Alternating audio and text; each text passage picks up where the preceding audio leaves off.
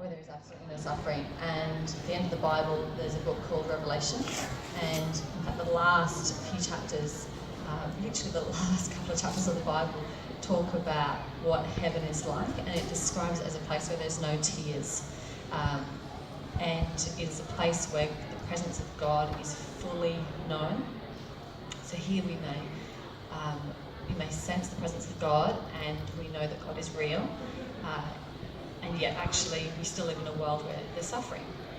But there, in God's presence fully, 100%, there will be no suffering at all, and we'll have the absolute intimacy of knowing our Creator God, the absolute beauty of that, as well as the amazement of no tears, no sadness. I think it's beautiful, and I have to say I can't wait for that. So why would we be going through suffering now on our way to heaven?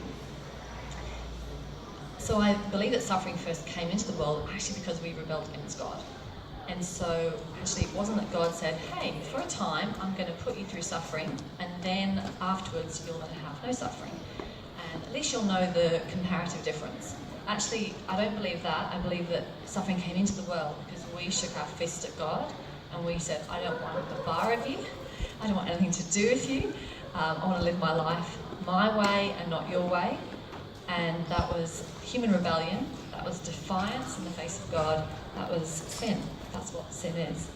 And so when sin came into the world, it affected myself, my heart, and I believe that we're all tainted with it. You know, we might not be rapists or murderers, but I actually believe every single person is tainted with sin. But then that means that we have a problem that we can't fix. And so that is why Jesus came.